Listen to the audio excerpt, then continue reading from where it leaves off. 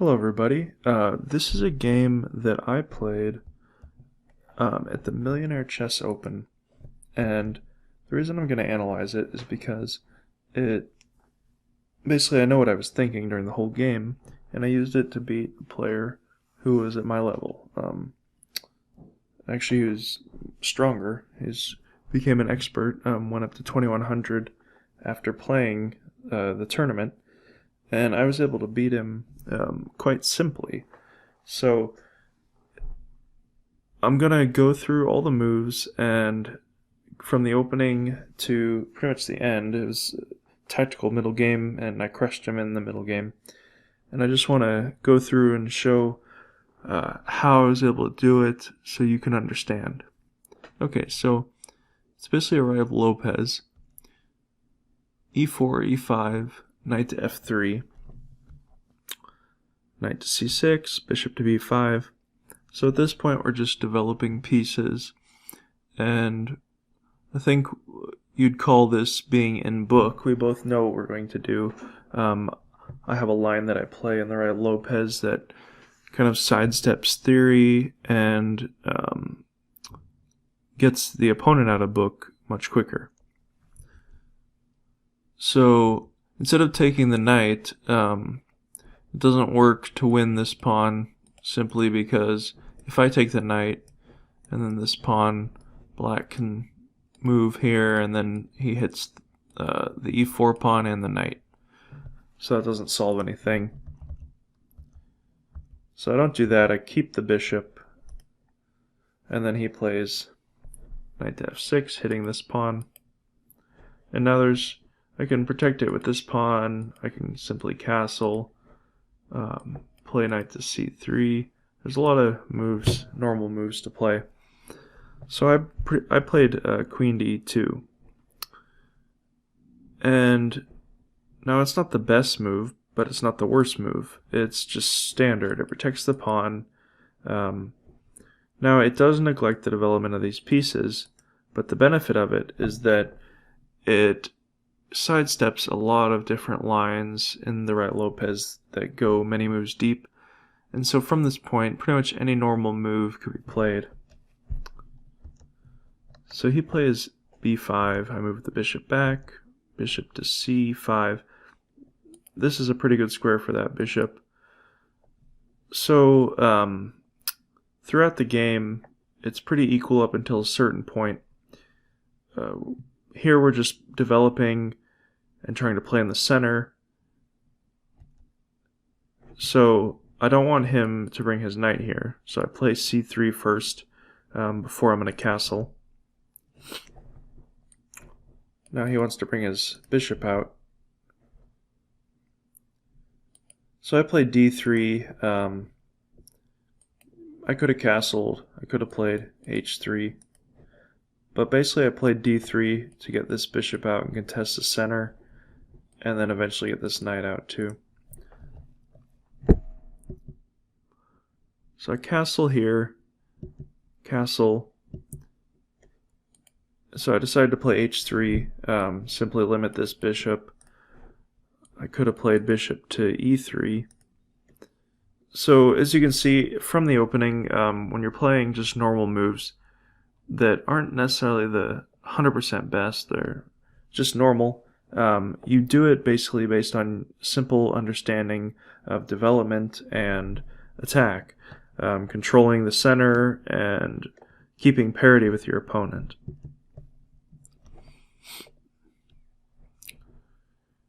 Alright, so at this point he plays a5, basically trying to gain space on the queen side and start an attack. He also clears the space for this bishop, where it can put pressure on this diagonal here. Now it looks like the computer is suggesting I should have played a4, so I should have contested on the queen side, but I just simply continue with my development. Now the reason for playing this move is because I plan to bring the knight here, and then place it here or here.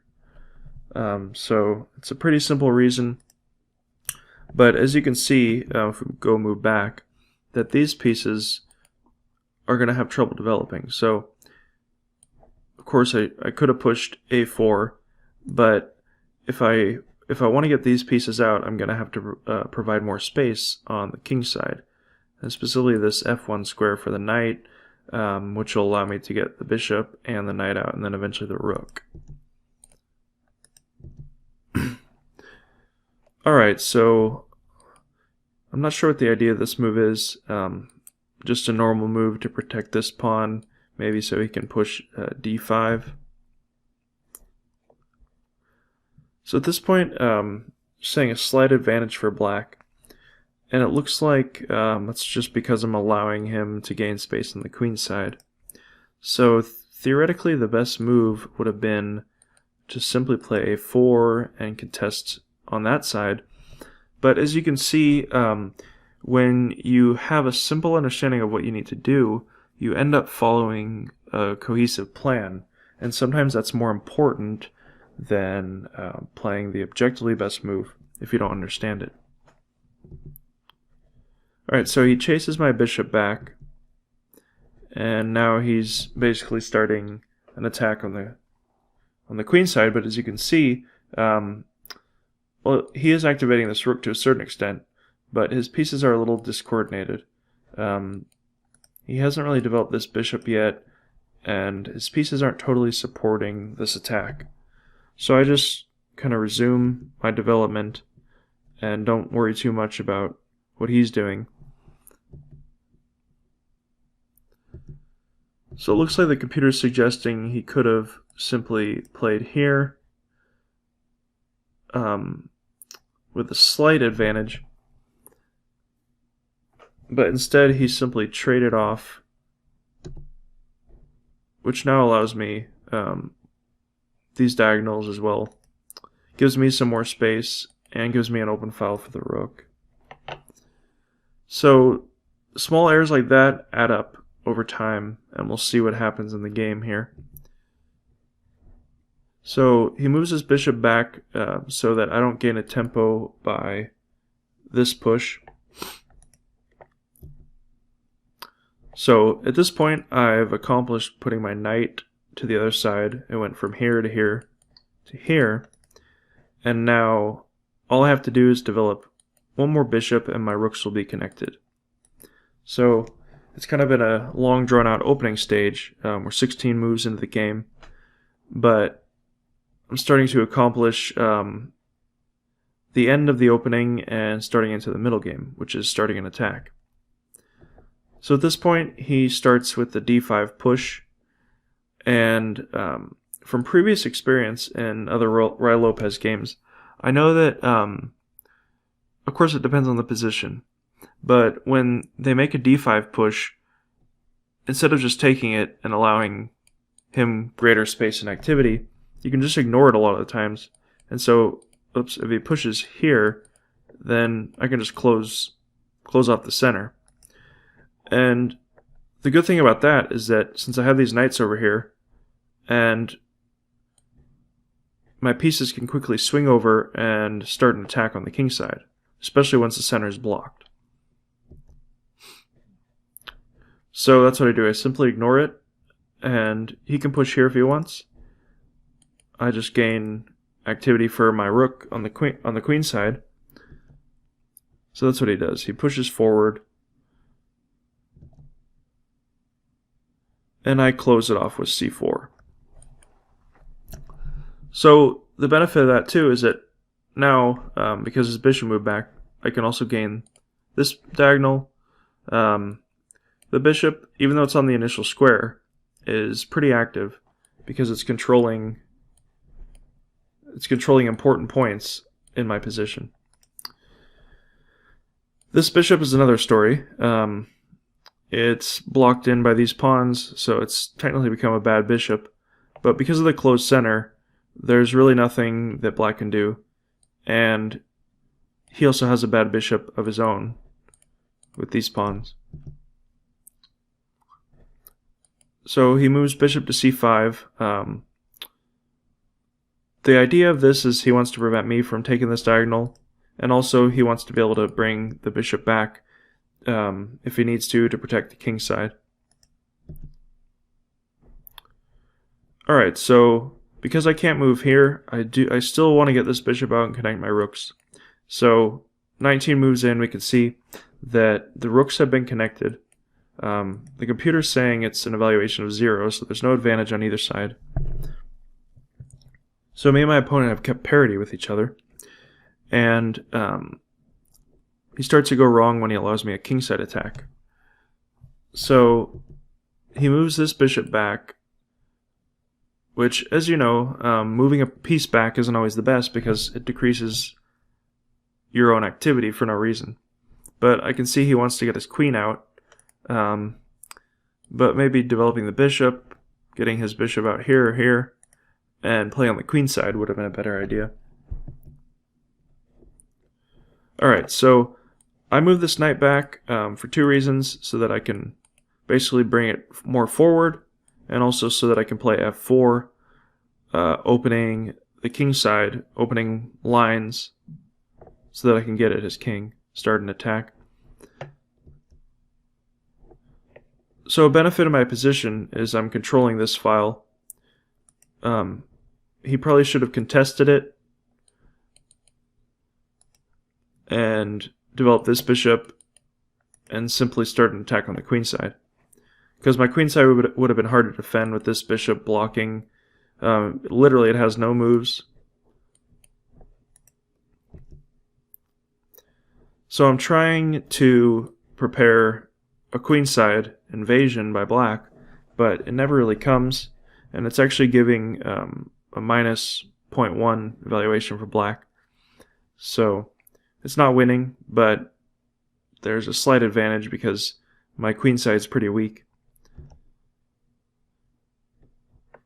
So with this move, black wants to get his bishop out, but the drawback is that it weakens his king side.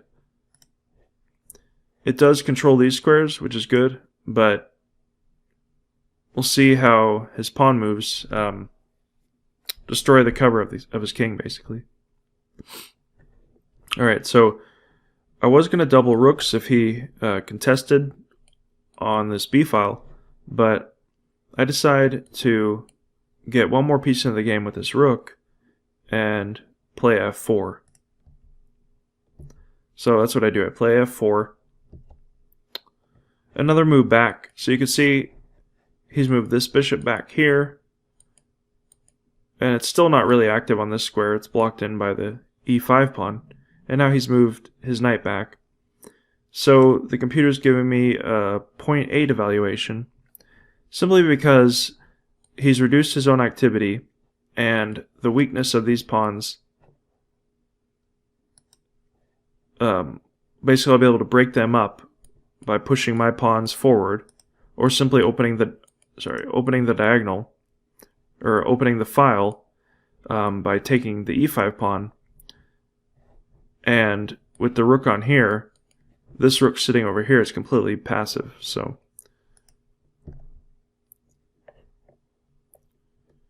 alright, so I push forward, and as you can see, he wants to close off the king side.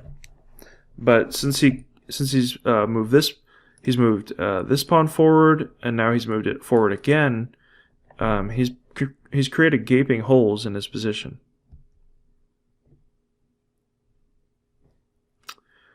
Alright, so I just start simply moving my pieces forward. As you can see, I moved the rook to f1, and then I simply pushed pawns. I put my knights on squares where they can move forward, and because of that, it simply leads to a position where black has to defend, and his pieces become more and more passive, while mine become more and more active. And it's all based on the idea of simply moving your pieces forward and starting an attack. So the way to figure out which area you should attack is to look at where your pawn's pointing. So this pawn chain is simply pointing at the king side, literally. And so that's where you attack, because the base of the pawn chain is the weakest point. So you can think of these pawns kind of as spears, And black has one here too. It's pointing to the queen side, which is where he should have played. Okay. So there's two options here, really. He can take the bishop or he can take the knight. The thing that I realize in this position is that, yeah, well, I could play h4. Objectively, that's probably the best. I can also simply trade pieces and bring my queen in and more pieces in, and he'll have nothing to defend against. And so instead of taking this bishop, which is terrible, you don't want to trade an active piece for an inactive one, I traded the knights.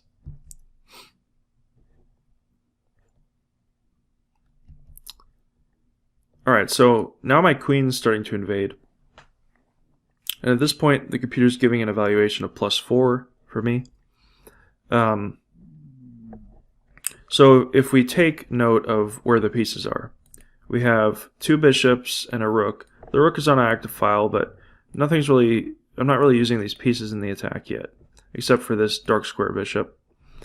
But black has 2 pieces, a knight and a bishop, and this rook, that these 2 pieces haven't even moved the whole game, and the knight's not doing anything.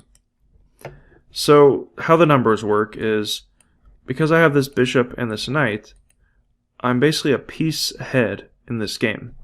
Even though materially it's equal, it's actually not, because with the attack, once I move this knight in, and once I move this bishop in, there's pretty much nothing that black can do to defend against it.